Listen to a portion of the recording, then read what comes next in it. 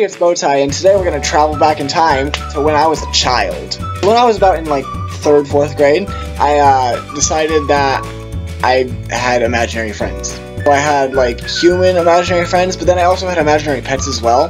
But they were like, you know, mythical creatures. They weren't really real.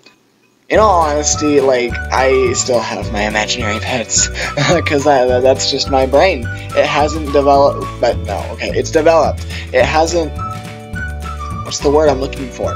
My brain hasn't really matured, to be honest. Like, when I was like a little munchkin, annoyingness piece of, I don't even know.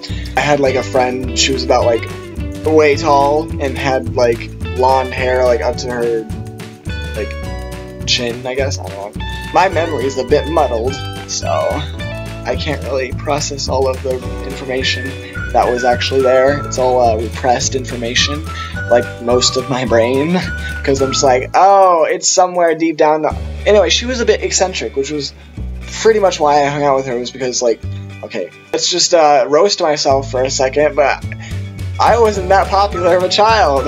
I really wasn't. I was actually picked on for my size, because, yeah, my nicknames used to be, like, Skeleton, Twig, anything that is depicted as skinny, because I used to be, like, skinnier than I am now, which is quite hard to believe. But, yeah, I had a lot of bullies and barely any friends, so that's why I had the tall, blonde-haired friend, because she was weird, too. So I didn't really get picked on with her, because we were both outcasts. Well, not outcasts. Anyway, so yeah, we hung out during lunch and had recess and blah blah blah, played, and we always pretended that, like, we were playing, like, you know what little children do, like, when they're like, oh, imagine this and blah blah blah, you know, like when you're playing in McDonald's restaurants, or then you're like, oh, okay, but bye Jimmy, bye Timmy, have fun in the play place, make new friends, and then you're like best buddies with random strangers that you don't even know, and then you have to leave, you're like, oh no, and then you never see them again, and you're just like, oh no, why can't we do that when we're adults? I don't understand why.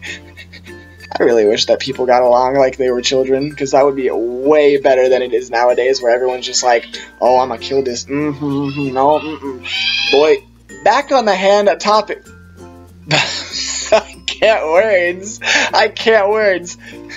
Back on the topic at hand, yeah, we always pretended that we were like, oh, knights and dragons and all that stuff, and I don't remember what her, like, imaginary pet or whatever was, but I remember that mine was a pet griffin, and his name is King, and I still talk to him, you know, because whenever I get lonely, I'm just like, hey, yo, because, like, whenever I called him, like, when I was younger and still now, I'm just like, caw, caw. Well, I do it in my mind, because I don't want to look weird, and people be like, what the heck is that guy doing?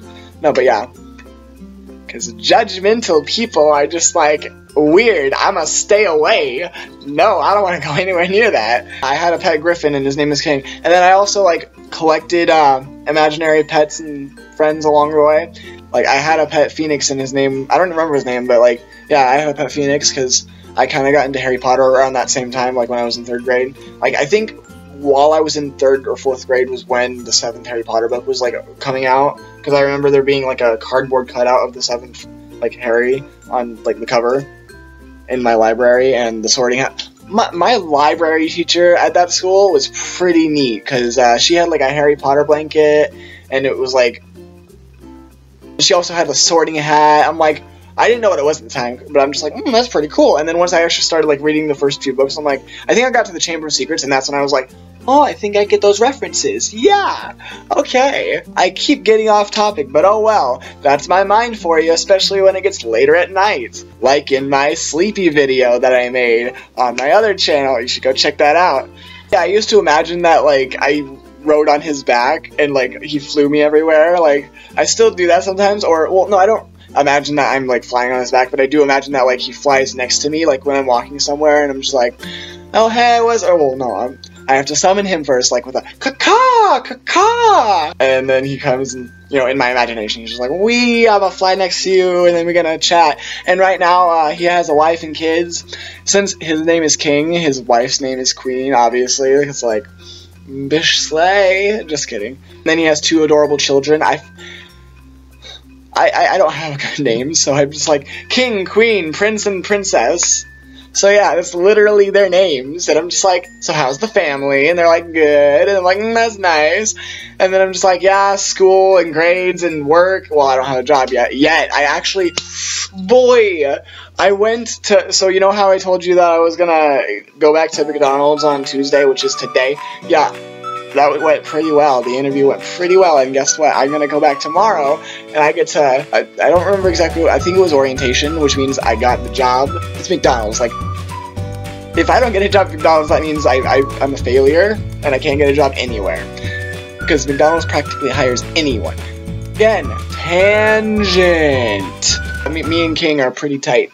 We cool. And then I have another imaginary friend. His name is, what's his name? He's a better looking version of me. His name is Chad. Basically, he's everything that I aspire to be. Like, to be honest, like, I really want to be everything that Dan TDM is. It's like, that hair though, those gauges though, like, I'm planning on getting gauges in the future. And like, that accent though, boy, I need a frickin' British accent. Sadly, it's not just like, oh yeah, magical British accent appears. No, it's not Pokemon. If you've watched my voice impressions video, you know that I just do stereotypes. I'm just like, hello, would you like some tea and crumpets? And I'm just like, no, would you please just get away from me, mate? What was that? I don't even... See, that's why I can't. I just can't. I can't even. When you can't even. I don't really talk to Chad anymore. Like, you used to call me on your cell phone. Just kidding. No, we never... I didn't know what a cell phone was back then, honestly. I was just like... Yo, fam, where are you at, though? I don't know what happened to him. He just, like, vanished. Like, I don't know if he got kidnapped. I don't know if he got, like, who knows? I don't know where he went. He just magically vanished. Maybe I really hope he's, like, somewhere nice and, you know, relaxing. I really need to get back on him.